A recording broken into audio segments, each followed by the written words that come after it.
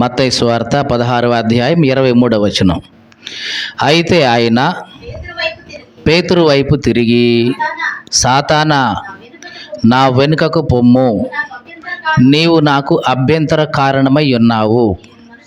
నీవు మనుషుల సంగతులనే తలంచుచున్నావు కానీ దేవుని సంగతులను తలంపక ఉన్నావు అని పేతురుతో చెప్పాడు. జాగ్రత్తగా చూడండి. యేసుక్రీస్తు ఈ లోకంలో శరీరధారిగా 33.5 సంవత్సరాలు జీవించాడు. ఆయన ఎన్ని సంవత్సరాలండి? ఎన్ని సంవత్సరాలు చెప్పండి? 33.5 సంవత్సరాలు. ఈ 33.5 సంవత్సరాల్లో 30 సంవత్సరాలు ఆయన ఎవరికి బయటికి కనిపించలేదు. 30 సంవత్సరాలు కూడా ఆయన సిద్ధపాటు పడుతూ ఉన్నాడు. అంటే సిద్ధపడుతూనే ఉన్నాడు, అంటే ప్రిపరేషన్ అవుతూనే ఉన్నాడు. ఎందుకు 30 సంవత్సరాలు బయటికి రాలేదు?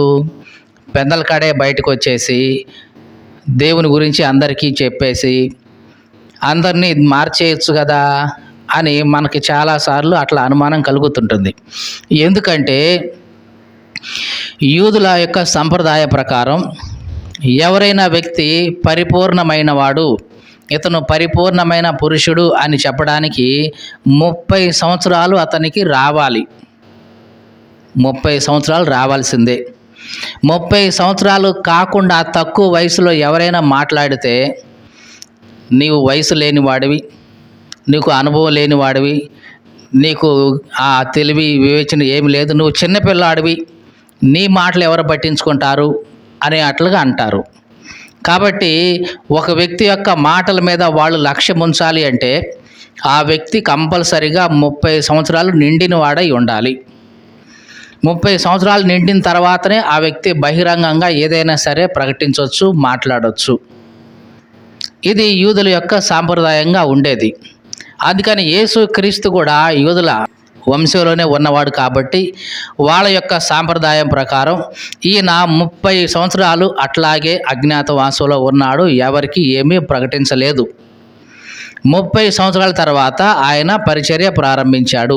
3.5 సంవత్సరాలు మాత్రమే పరిచర్య చేశాడు.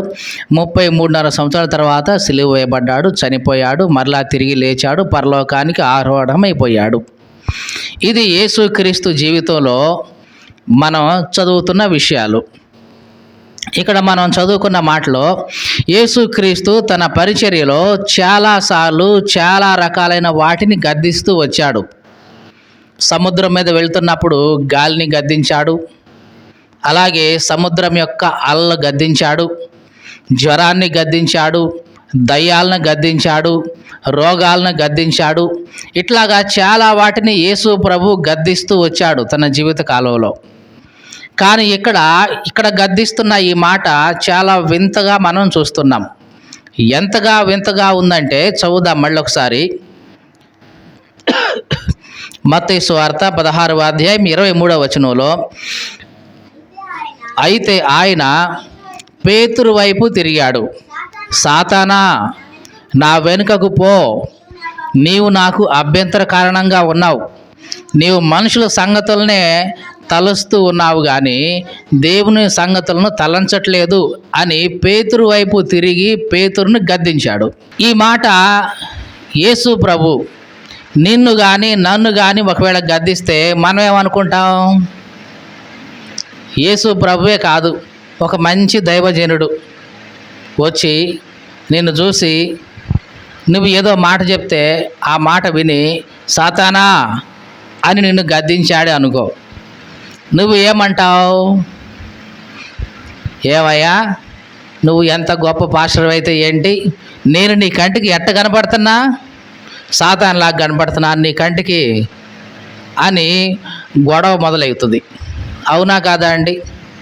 కానీ ఇక్కడ యేసు ప్రభు పేతురు వైపు తిరిగి గద్దిస్తున్నాడు, సాతానా, నా వెనుకకు పో, నీవు మనుషుల సంగతుల్ని ఆలోచిస్తున్నావు కానీ దేవుని సంగతులను ఆలోచించట్లా అని గద్దించాడు. ఏంటి అసలు పేతురుని యేసు ప్రభు ఎందుకు గద్దించాడు? అసలు అట్లాగా ఏం జరిగింది అక్కడ అని ఒకసారి చూస్తే దీంట్లో నుంచి మనం చాలా పాఠాలు నేర్చుకోవచ్చు. జరిగిన విషయం ఏంటో చెప్తాను, జాగ్రత్తగా వినండి. యేసు ప్రభు ఒకసారి ఫిలిప్పుదైన కైసరియా ప్రాంతాలకు వెళుతూ ఉన్నాడు. అలా వెళుతున్నప్పుడు చుట్టూ ఉన్న శిష్యుల్ని అడిగాడు, అబ్బాయి నా గురించి ఏమనుకుంటున్నారు వీళ్ళందరూ? నేను 2 సంవత్సరాల నుంచి బోధ చేస్తూ ఉన్నా కదా, వాక్యం చెప్తూ ఉన్నా కదా, మరి రోగాలను బాగు చేస్తూ ఉన్నా కదా, దయ్యాలను వెళ్ళగొడుతూ ఉన్నా కదా, అసలు నా గురించి మనుషులు ఏమనుకుంటున్నారు అని అడిగాడు. ఇక ఆ శిష్యులు సమాధానం చెప్పడం మొదలేశారు. ఏముంది నాయన, కొంతమంది ఏమో ఏలియా ప్రవక్త వచ్చాడేమో అనుకుంటున్నారు, కొంతమంది ఏమో ఇంకా ఇర్మియా ప్రవక్త వచ్చాడేమో అనుకుంటున్నారు, ఇంకొంతమంది ఇంకొక ప్రవక్త వచ్చాడు అనుకుంటున్నారు, అట్లాగా రకరకాలుగా చెప్పుకుంటున్నారు నాయన అని అంటే, యేసు ప్రభు అన్నాడు, సరేలే వాళ్ళు రకరకాలుగా చెప్పుకుంటారు, సరే మీరేమనుకుంటున్నారు చెప్పండి అన్నాడు. మీకు అర్థమైందా ఈ మాట? జనం అంటే వాళ్ళకి తెలియదు, దూరంగా ఉన్నవాళ్ళు ఎప్పుడో ఒకప్పుడు వచ్చి వినేవాళ్ళు, నా గురించి వాళ్ళు 100 రకాలుగా ఆలోచించుకుంటారు, సరే మరి మీ సంగతి ఏంటి చెప్పండి? మీరెప్పుడు నా దగ్గరే ఉంటున్నారు కదా, నాతో పాటే ఉంటున్నారు కదా, నాతో పాటే తింటున్నారు కదా, నేను ఎక్కడుంటే మీరు అక్కడే ఉంటున్నారు కదా, నా గురించి మీరేమనుకుంటున్నారు చెప్పండి అన్నాడు. శిష్యులు ఎవరు ఏం మాట్లాడలా. ఆ సమయంలో పేతురు అన్నాడు, ఏంటి ప్రభువా, నువ్వు ఎవరు అనుకుంటున్నావు? సజీవుడైన దేవుని కుమారుడైన క్రీస్తు అయ్యా నువ్వు అన్నాడు. వెంటనే యేసు ప్రభు, సీమోను బర్యోనా, నీవు చాలా ధన్యుడివి, ఈ విషయం నీకు ఒక్కడికి మాత్రమే తెలిసింది, మిగతా వాళ్ళకి ఎవరికీ తెలియలేదు. ఈ విషయం నీ అంతటా నువ్వు తెలుసుకోలేదు, దేవుడే నీకు ఈ సంగతి బయలుపరిచాడు, నిజంగా నీవు ధన్యుడివి అని మెచ్చుకున్నాడు. ఏమని? సీమోను బర్యోనా, నువ్వు చాలా ధన్యుడు అయ్యా. ఏంటంటే నన్ను గురించిన విషయం నీకు తెలిసింది, నేను దేవుని కుమారుడైన క్రీస్తునన్న సంగతి నీకు గ్రహింపుకు వచ్చింది. ఆ గ్రహింపు నీ సొంతగా నీకు రాలేదు, దేవుడు నీకు ఆ విషయాన్ని బయలుపరిచాడు కాబట్టి వచ్చింది. ఇదిగో నీవు పేతురువి, ఇదిగో నీ మీదే నా సంఘాన్ని కడతా, పాతాళలోకం యొక్క ద్వారాలు దాని ముందు నిలవ ఎక్క. నీవు భూలోకంలో దేన్నైతే బంధిస్తావో జరగదు అంటావో అది పరలోకంలో అక్కడ నేను బంధించేస్తా, భూలోకంలో ఏదైతే నువ్వు విప్పేస్తావో జరగాలి అంటావో అది పరలోకంలో నేను జరిగిస్తా అని యేసు ప్రభు పేతురుకి వరం ఇచ్చేశాడు. జాగ్రత్తగా చూడండి, జరిగిన విషయం ఏంటి? పేతురుని మెచ్చుకున్నాడు. మెచ్చుకొని నువ్వు చాలా ధన్యుడివి, నీ మీదే నా సంఘాన్ని కడతాను, పరలోకం యొక్క తాళపు చెవులు కూడా నీకు ఇస్తాను, నీవు దేన్నైతే బంధిస్తావో అది పరలోకంలో నేను కూడా బంధించేస్తా, దేన్నైతే విప్పుతావో పరలోకంలో నేను దాన్ని విప్పేస్తాను అని పేతురుకి వరం కూడా ఇచ్చేశాడు. ఇక అక్కడ అయిపోయిన తర్వాత మళ్ళీ యేసు ప్రభు చెప్పడం ప్రారంభించాడు. ఏమని? మళ్ళీ తన గురించిన విషయాలు. ఇప్పుడు నేను మనిషి కుమారుడని మీరు నమ్ముతున్నారు, సరే ఈ మనిషి కుమారుడు కొన్ని దినములైన తర్వాత యెరూషలేముకు వెళ్తాడు. అక్కడ ప్రధాన యాజకులు, శాస్త్రులు, పరిసయ్యులు వీళ్ళందరూ కూడా ఆ మనిషి కుమారుణ్ణి, క్రీస్తుని పట్టుకుంటారు, కొడతారు, తర్వాత చంపేస్తారు. 3వ రోజున ఆయన తిరిగి లేస్తాడు అని చెప్పాడు. ఇదంతా కూడా యేసు ప్రభు తన గురించి చెప్తూ వచ్చాడు శిష్యులందరికీ. మనం యెరూషలేముకి వెళ్తున్నాం, మనిషి కుమారుని వాళ్ళు శ్రమల పాలు చేస్తారు, తర్వాత చంపేస్తారు, 3 రోజుల తర్వాత మనిషి కుమారుడు మరలా లేస్తాడు అని చెప్తాడు. ఇలాగ చెప్తూ ఉండగానే పేతురు ఆయన చేయి పట్టుకొని, ప్రభువా అది నీకు దూరమగునుగాక, అది నీకెన్నడును కలగదు అని ఆయనను గద్దిస్తూ సాగాడు. చూడండి, ఎవరిని గద్దిస్తున్నారు ఇప్పుడు? పేతురే యేసు ప్రభువుని గద్దిస్తున్నాడు. ఏమని గద్దిస్తున్నాడు? ప్రభువా అది నీకు జరగదు, ఎన్నడూ కలగదు అని అంటున్నాడు. ఎందుకని ఇట్లాగా పేతురు అంటున్నాడంటే అంతకుముందే యేసు ప్రభు ఒక వరం ఇచ్చాడు. ఏమని? నీవు దేన్నైతే బంధిస్తావో అది నేను బంధిస్తా, దేన్నైతే విప్పుతావో అది నేను విప్పుతా అని వరం ఇస్తే ఆ వరాన్ని ఇప్పుడు యేసు ప్రభు మీదనే వాడుతున్నాడు. యేసు ప్రభు గురించి ఆయన ప్రవచనం చెప్తే, ఇదిగో మనిషి కుమారుడు యెరూషలేముకి వెళ్ళబోతున్నాడు, అక్కడ ఆయన్ను బంధిస్తారు, కొడతారు, చంపేస్తారు, 3వ రోజున ఆయన లెగుస్తాడు అని అంటే ఇప్పుడు పేతురు యేసు ప్రభు ఇచ్చిన ఆ వరాన్ని ఇప్పుడు తన మీదనే వాడుతున్నాడు. దేవా నీకు కలగదు, అది జరగదు, అది నీకు అని బంధించడం మొదలైస్తున్నాడు. మీకు అర్థమైందా? అంతకు మునిపే యేసు ప్రభు ఒక మాట ఇచ్చాడు పేతురుకి, నువ్వు దేన్నైతే బంధిస్తావో అది బంధించబడుతుందని. కానీ ఇప్పుడు పేతురు ఏమంటున్నాడు? నేను దీన్ని బంధిస్తున్నా, నీకు అది జరగదు అని అంటున్నాడు. ఇంగ్లీష్లో అయితే కనుక ఆ వర్డ్స్ క్లియర్గా ఉంటాయి. నేను దాన్ని బంధిస్తున్నా అని గద్దిస్తూ ఉన్నాడు పేతురు. ఇక్కడ జాగ్రత్తగా చూడండి, పేతురుకి దేవుడు వరం ఇచ్చాడు. ఆ వరాన్ని ఇప్పుడు ఎవరి మీద వాడుతున్నాడు? దేవుని మీదే వాడుతున్నాడు. అది కూడా దేవుని యొక్క మాటకు వ్యతిరేకంగా, దేవుని యొక్క చిత్తానికి వ్యతిరేకంగా వాడుతున్నాడు. ఇది పేతురు చేసింది ఇక్కడ. అందుకనే పేతురుని ఇక్కడ యేసుక్రీస్తు గద్దిస్తున్నాడు. ఏమని? సాతానా అని గద్దిస్తున్నాడు. అంటే దేవుడు తనకిచ్చిన వరాన్ని దేవుని మార్గంలో కాకుండా దేవుని చిత్తానికి వ్యతిరేకమైన మార్గంలో వాడుతున్నాడు. అందుకనే పేతురుని ఇప్పుడు దేవుడు ఏమని గద్దిస్తున్నాడు? సాతానా అని గద్దిస్తున్నాడు. ఈ లోకంలో ఎవరు సాతాను అంటే వీళ్ళే. ఎవరు? దేవుడు తమకిచ్చిన వరాన్ని దేవుని చిత్తానుసారంగా కాకుండా తమకిష్టమైన రీతిలో వాడుతూ ఉంటారో వాళ్ళే దేవుని దృష్టిలో సాతానులుగా పరిగణించబడుతూ ఉన్నారు. మీకు అర్థమైందా ఈ మాట? చాలాసార్లు మనం అనుకుంటాం సాతాను అనగానే ఎక్కడో ఉంటాడండి, 2 కొమ్ములు ఉంటాయండి, గోర్లు ఉంటాయండి అని ఒక దెయ్యాన్ని ఊహించుకుంటూ ఉంటాం. కానీ ఇక్కడ సాతాను అంటే ఎవరంటే దేవుడు తమకిచ్చిన వరాన్ని దేవుని చిత్తానుసారంగా కాకుండా దేవుని చిత్తానికి వ్యతిరేకంగా ఎవరైతే వాడుతున్నారో వాళ్ళే ఇక్కడ సైతానుగా దేవుడు మాట్లాడుతూ ఉన్నాడు. నీవు ఎవరివైనా సరే దేవుడు నీకు ఇచ్చిన వరాన్ని దేవుని చిత్తానుసారంగా కాకుండా దేవుని చిత్తానికి వ్యతిరేకంగా నువ్వు వాడితే గనక దేవుడు నిన్ను సాతానా అని సంబోధిస్తాడు. కాబట్టి సాతాను అంటే ఎవరు? తమకిచ్చిన వరాన్ని దేవుని చిత్తానుసారంగా కాకుండా దేవునికి వ్యతిరేకంగా వాడేవాళ్లే సాతాను. ఈ లోకంలో సాతానుడు ఒకడే ఉంటాడని మనం అనుకుంటాం. కానీ ఈ లోకంలో దేవుడు తమకిచ్చిన వరాలని, అది కృపావరాలనే కానివ్వండి, ఆత్మ సంబంధమైన వరాలనే కానివ్వండి, స్వస్థపరిచే వరాలనే కానివ్వండి, ప్రార్థించే వరాన్నే కానివ్వండి, లేదా బోధించే వరాన్నే కానివ్వండి, ఈ ఆత్మ సంబంధమైన వరాలను ఎవరైతే దేవుని చిత్తానుసారంగా కాకుండా తమ సొంత ప్రయోజనాల కోసం వాడుకుంటూ ఉంటారో వాళ్ళు దేవుని దృష్టిలో సాతానులుగా పరిగణించబడుతూ ఉంటారు. ఈ మాటలు వింటున్న ప్రియ సహోదరి సహోదరుడా, నీవు ఎవరివైనా కావచ్చు, విశ్వాసిగా దేవుడు నీకు చాలా వరాలను ఇస్తాడు.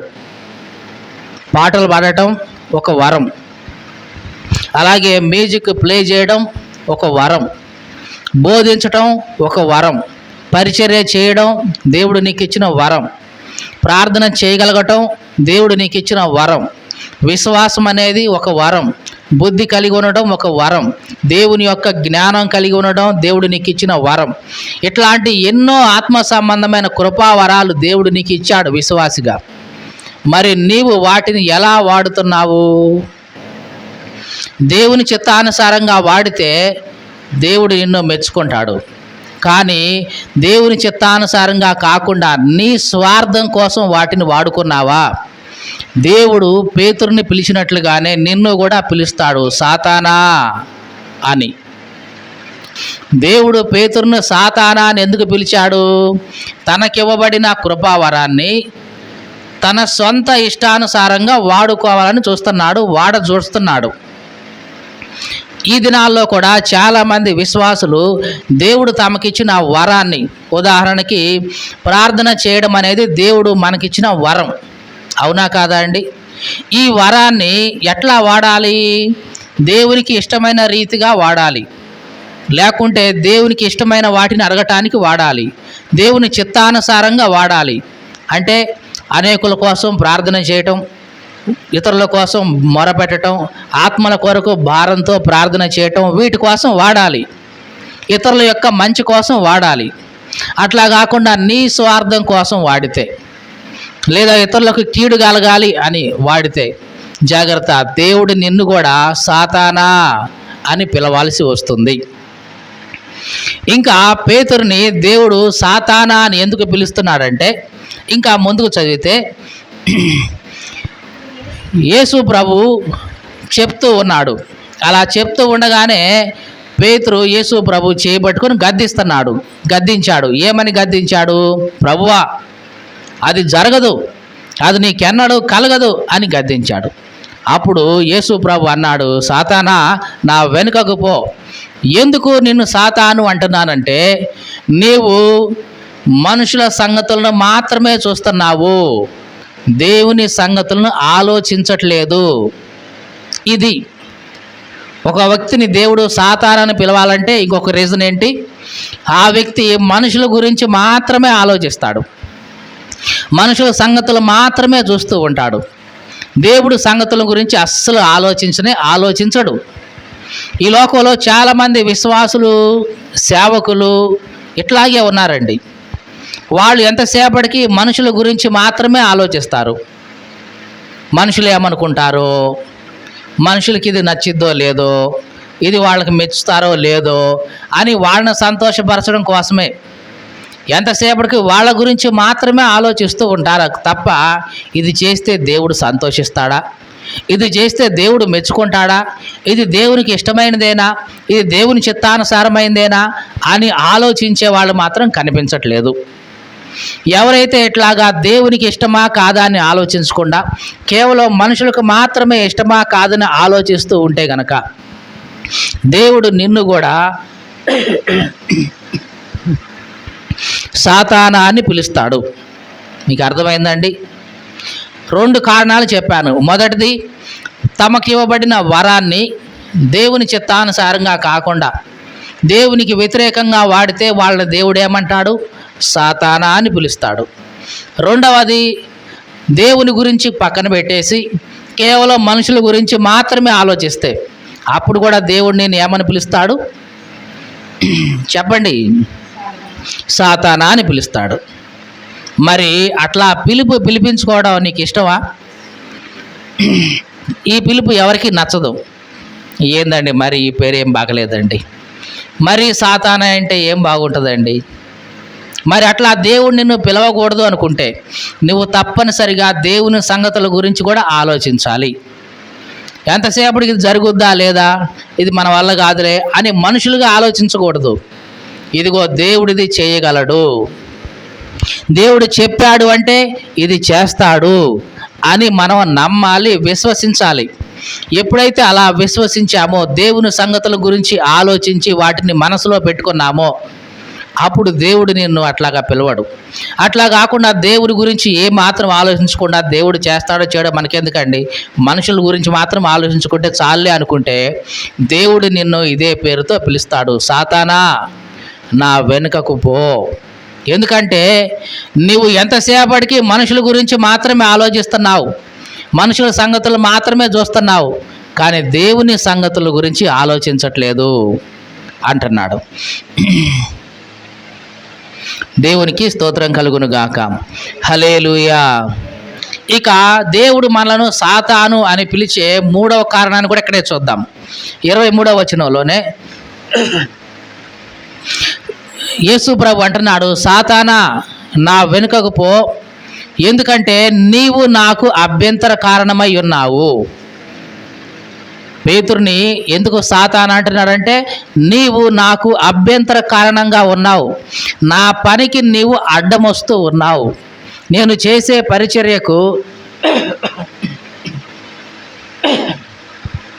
నీవు అడ్డుగా ఉన్నావు. కాబట్టి సాతానా అని పిలుస్తున్నాడు ప్రభువు. ఈ మాటలు వింటున్న ప్రియ సహోదరి సహోదరుడా, దేవుడు కూడా నీ జీవితంలో ఎట్లా నిన్ను సంబోధిస్తాడేమో జాగ్రత్త. సాతానా అని నిన్ను సంబోధించే ఆ పరిస్థితులు నీ జీవితంలో రాకూడదు. అలా రాకుండా ఉండాలి అంటే మొదటిగా నీకు ఇచ్చిన వరాన్ని దేవుని కోసం మాత్రమే వాడాలి. ఈ లోకంలో చాలామంది దేవుడు తమకిచ్చిన వరాన్ని దేవుడి కోసం వాడేవాళ్ళు చాలా తక్కువ అండి. స్వార్థం కోసం వాడేవాళ్ళే ఎక్కువ. ఉదాహరణకి దేవుని వాక్యాన్ని ప్రకటించే వరం, బోధించే వరం దేవుడు నీకు ఇచ్చాడు. ఈ వరాన్ని ఆధారం చేసుకొని ప్రసంగికులుగా చలామణి అయ్యి దాని ద్వారా డబ్బులు సంపాదించే వాళ్ళు చాలామంది, ఆస్తులు కూడబెట్టుకునే వాళ్ళు చాలామంది, అంతస్తులు కట్టుకునే వాళ్ళు చాలామంది, బిల్డింగులు కట్టుకునే వాళ్ళు చాలామంది, పొలాలు సంపాదించుకునే వాళ్ళు చాలామంది. కేవలం దేనికోసం? దేవుని పేరు వాడుకొని ఒక మంచి ప్రసంగికుడిగా పేరు తెచ్చుకొని దేవుడు వాళ్ళకిచ్చిన బోధించే వరాన్ని ఈ లోక సంబంధమైన ఆస్తుల్ని కూడబెట్టుకోవడం కోసం వాడేవాళ్ళు. జాగ్రత్త, అట్లాంటి కోవలో ఒకవేళ నువ్వు ఉన్నావేమో. ఒకవేళ దేవుడు కొంతమందికి స్వస్థపరిచే వరం ఇస్తాడండి. ఏ వరం అది? స్వస్థపరిచే వరం. ఈ స్వస్థపరిచే వరాన్ని చాలామంది దుర్వినియోగం చేస్తూ ఉంటారు. దేవుడు ఎవరిని స్వస్థపరచమంటే వాళ్ళని స్వస్థపరచాలి, కానీ వీళ్ళు ఏం చేస్తారంటే డబ్బుకు ఆశపడి. అంతకుముందు ఒక సహోదరుడు ఉండేవాడు, వాళ్ళ నాన్నగారు పాస్టర్ గారు. ఆయన ఒక ఆమెకి ప్రార్థన చేశాడు. చేస్తే ఆమె చాలా సంవత్సరాల నుంచి పిల్లలు లేరు. దేవుని దయ వల్ల ఆమె గర్భం ధరించింది, ఒక పిల్లవాడిని కన్నది. ఇప్పుడు ఈయన వాళ్ళని అంటున్నాడు, ఇదిగో నేను ప్రార్థన చేయటం వల్లనే మీకు సంతానం కలిగింది కాబట్టి మరి నాకేంటి ఏమంటున్నాడు, నాకేంటి మరి అని అంటే, ఏ అయ్యగారు ఏమి ఇవ్వాలి ఏంటంటే, ఏముంది ఒక ఉంగరం చేయించి పెట్టండి నా వేలికి అన్నాడండి. ఏం చేయించాలంట?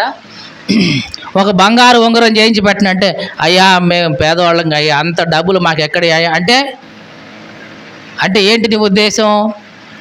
నీ పిల్లోడి కంటే ఎక్కువ నీ పిల్లోడి మధ్యలో చనిపోతే మరేం సంగతి అంటే, అయ్యా అట్లాంటి మాట అని మాకు అయ్యా మేము చేస్తాంలే అయ్యా అని అట్లాంటి మాట అనొద్దయ్యా, లేక పుట్టినోడయ్యా ఈ పిల్లోడు, వీడి మీద అట్లాంటి మాటలు అనొద్దయ్యా అని వాళ్ళకి ఉన్నా లేకపోయినా పాపం కూడబెట్టి 30-40 వేలు పెట్టి పాపం అయ్యగారికి ఉంగరం చేసి పెట్టారంట. ఆ సహోదరుడు చెప్తున్నాడు, అన్నా మా నాన్న ఇట్లా చేస్తున్నాడన్నా, పేరుకు పాస్టరే కానీ పాస్టర్ లక్షణాలు ఒక్కటి కూడా లేవన్నా. దేవుడిచ్చిన ప్రార్థనా వరాన్ని ఆయన స్వార్థం కోసం వాడుకుంటున్నాడు. బంగారం సంపాదించాలి, వెండి సంపాదించాలని వాడుకుంటాడు. ఎప్పుడో ఒకప్పుడు దేవుడు ఆయనకు శిక్ష విధిస్తాడు అని ఆ సహోదరుడు చెప్తా ఉన్నాడు. నిజమే, ఈ రోజుల్లో చాలామంది సేవకులను చెప్పుకుంటున్న వాళ్ళు దేవుడు తమకిచ్చిన వరాన్ని, అది ప్రార్థించే వరమే కానివ్వండి, స్వస్థపరిచే వరమే కానివ్వండి, బోధించే వరమే కానివ్వండి, దాన్ని కేవలం స్వార్థం కోసం, ధన సంపాదన కోసం వాడుతున్న వాళ్ళు చాలామంది ఉన్నారు. జాగ్రత్త, వీళ్ళందరినీ కూడా ఒకానొక సమయంలో దేవుడు ఎట్లాగే పిలుస్తాడు, సాతానా నీవు నా ముందుంటానికి యోగ్యత లేదు, నీవు నా వెనుకకు పో అంటాడు. ఎందుకంటే దేవుడు వాళ్ళకిచ్చిన శ్రేష్టమైన వరాన్ని, ఆత్మ సంబంధమైన వరాన్ని వాళ్ళు వాళ్ళ స్వార్థం కోసం వాడుకున్నారు కాబట్టి. మీకు అర్థమైందండి? యేసు ప్రభువుని ఒకప్పుడు సాతానుడు శోధించాడు పరిచర్య ప్రారంభించే సమయంలో. అలా శోధించేటప్పుడు యేసు ప్రభు దగ్గరికి వచ్చి, నీవు దేవుని కుమారుడు అయితే ఏంటంట, నీవు దేవుని కుమారుడు అయితే నీకు బాగా ఆకలిగా ఉంది కదా, నీది ఏదైనా ఆజ్ఞాపిస్తే అది జరుగుద్ది కదా, కాబట్టి నీకు బాగా ఆకలిగా ఉంది కాబట్టి నీ దగ్గర నీ చుట్టూ రాళ్ళు ఉన్నాయి కాబట్టి ఈ రాళ్ళలో ఏదన్నా ఒక దాన్ని పట్టుకొని రొట్టె అగును గాక అని మార్చేసుకొని ఈ రాయిని రొట్టెగా మార్చేసుకొని నువ్వు తిను, నీ ఆకలి తీరిపోద్ది. ఏంటి, ఎందుకు అనవసరంగా ఆకలితో ఇబ్బంది పడతావు? ఎందుకు అనవసరంగా ఆకలితో చచ్చిపోతావు? దేవుడి శక్తులు నీకు చాలా ఉన్నాయిగా, దేవుని వరాలు నీకు చాలా ఉన్నాయిగా. ఏదైనా సరే పట్టుకొని ఈ రాయి రొట్టె అగును గాక అని ఒక మాట చెప్తే రాయి రొట్టె అయిపోద్ది కదా. ఆ రొట్టెని హ్యాపీగా తినేసి నీ ఆకలి తీర్చుకోవచ్చు కదా అని సాతానుడు శోధించాడు యేసు ప్రభువుని. తెలుసా అండి? ఈ ఆలోచన మనకు కలిగినప్పుడు నిజమే కదా, అనవసరంగా ఆకలి బాధతో ఉండే కంటే ఒక్క మాట, ఒక రాయితో రొట్టె అయిపోగాక అంటే రొట్టె అయిపోద్ది కదా. ఆకలి బాధతో ఎందుకు ఉండాలి? శుభ్రంగా ఆ రొట్టె తినేసి హ్యాపీగా సంతోషంగా ఉండొచ్చు కదా అనిపిస్తుంది మనకి. అవునా కాదా అండి? తప్పే ఉందండి దీంట్లో.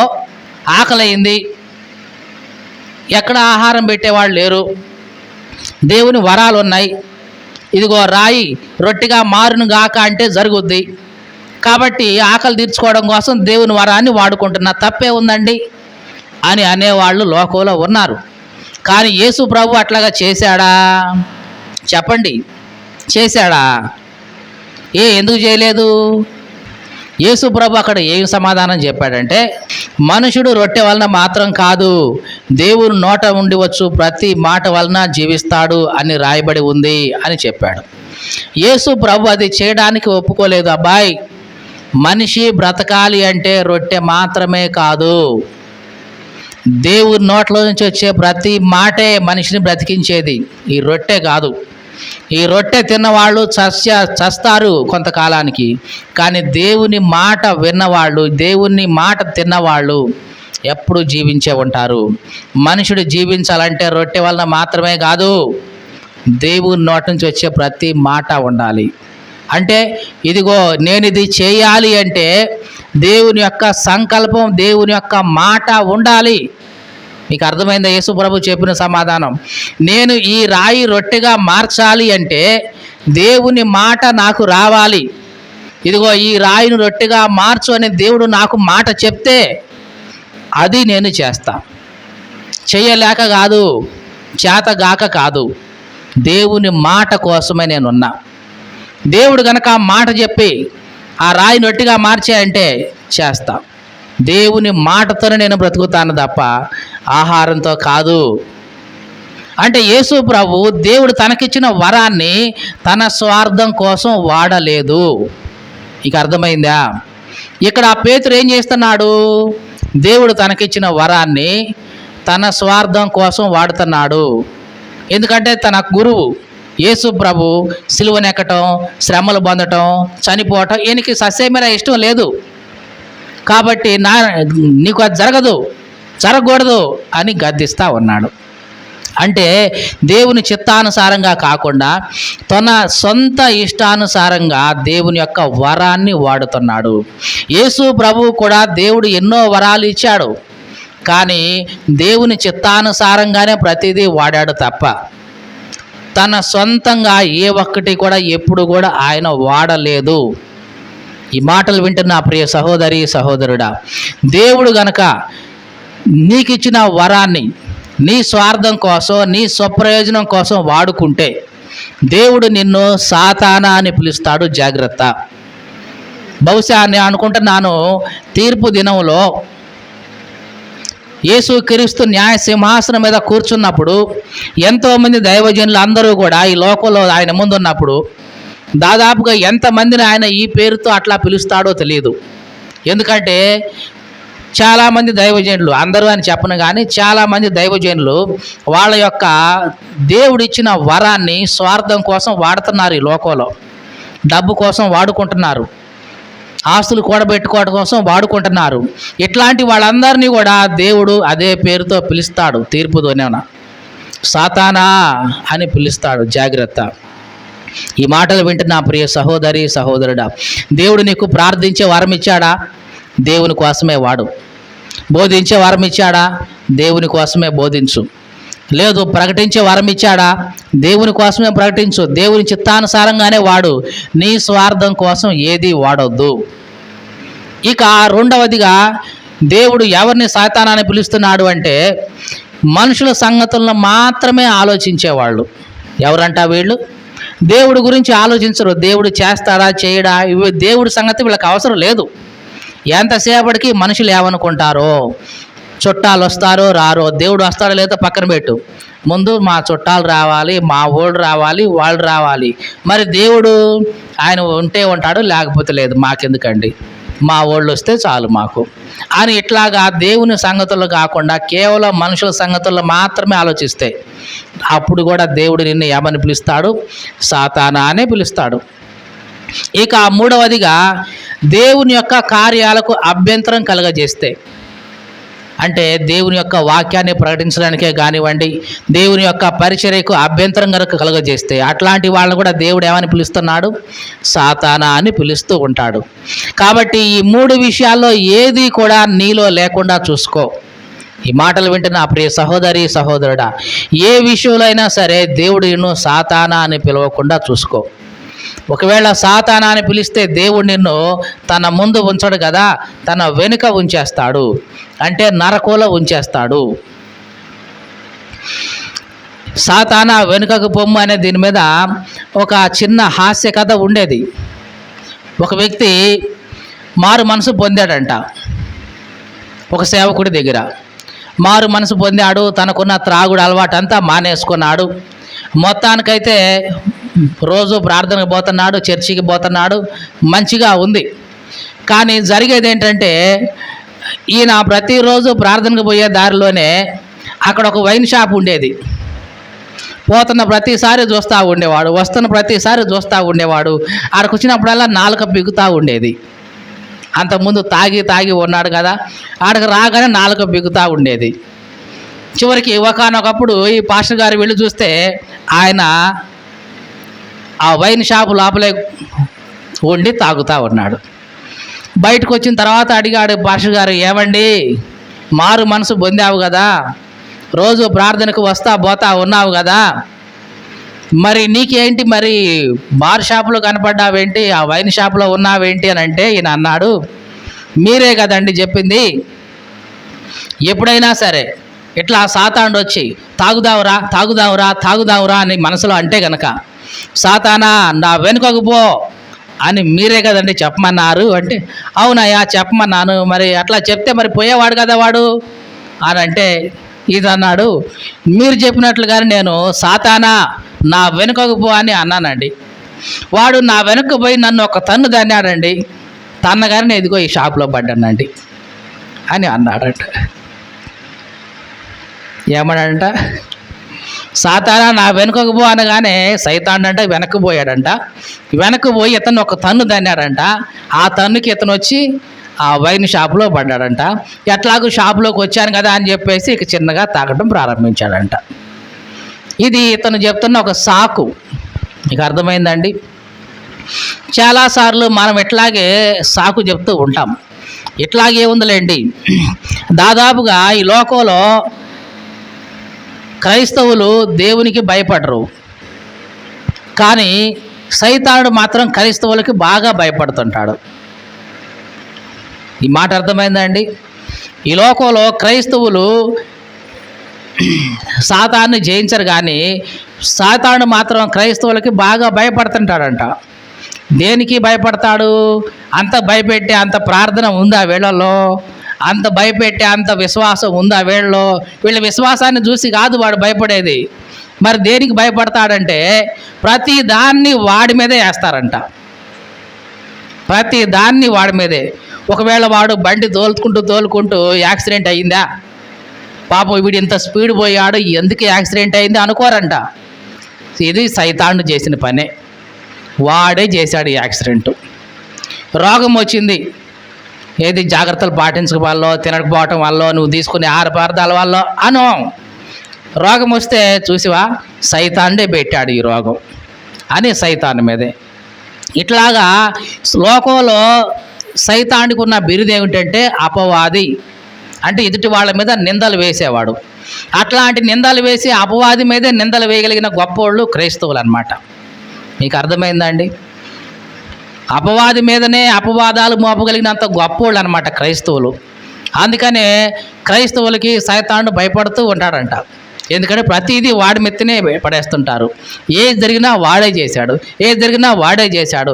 కష్టం వచ్చిందా సైతానుడే పెట్టాడు, నష్టం వచ్చిందా సైతానుడే చేశాడు, శ్రమ వచ్చిందా సైతానుడే పెట్టాడు, ఇంకేదైనా జరిగిందా సైతానుడే చేశాడు అని ప్రతిదీ వాడి మీద ఆడిపోసుకుంటారని వాడు భయపడుతుంటాడంట. ఒకసారి జరిగిన సంఘటన చెప్తున్నాం. ఒకసారి ఒక పాస్టర్ గారు ఒక దయ్యం పట్టిన ఆమెని అక్కడ పెట్టేసి ప్రార్థన చేస్తూ ఉన్నారు. ఆ దయ్యం పట్టిన ఆవులోంచి దయ్యాన్ని వెళ్ళగొట్టడం కోసం పాస్టర్ గారు ప్రార్థన చేస్తున్నాడు. చుట్టూ సంఘస్థులు కూడా వీళ్ళ చుట్టూ ఉన్నారు. అదే సమయంలో ఎదురుకొండ బావి మీద అయ్యగారు కొడుకు వాళ్ళ అబ్బాయి కూర్చొని ఉన్నాడు. ఆ బావి మీద కూర్చొని ఉంటే ఈ పాస్టర్ గారు నువ్వు వెళ్తావా లేదా, వెళ్తావా లేదా, వెళ్తావా లేదా అని గట్టిగా గద్దిస్తూ ఉన్నాడు. ఈ లోపల ఈ దయ్యం పట్టిన ఆ వ్యక్తి అంది, బాబు నేను పోతానులే కానీ ముందు ఆ అబ్బాయి బావి మీద నుంచి లేపండి ఆ యువతలకి. మళ్ళీ ఎందుకంటే తప్పి జారి ఆ అబ్బాయి జారి బావిలు పడిపోతే అది కూడా నేనే చేశా అని చెప్పి ఆ పాస్టర్ గారు, ఆ సంఘస్థులు, ఆ చర్చి వాళ్ళు అందరూ నా మీదే మళ్ళీ మొదలెత్తారు. నాయన ముందు ఆ అబ్బాయి లేపండి అక్కడి నుంచి అని అన్నాడంట. మీకు అర్థమైందా? ఎంత భయపడతారంటే అంత భయపడతాడు. ఎందుకు? విశ్వాసాన్ని బట్టి, ప్రార్థన బట్టి కాదు. ప్రతిదీ వాడి మీదే నిందేసి వాడినే పెడుతుంటారు కదా, అందుకని భయపడుతుంటారంట.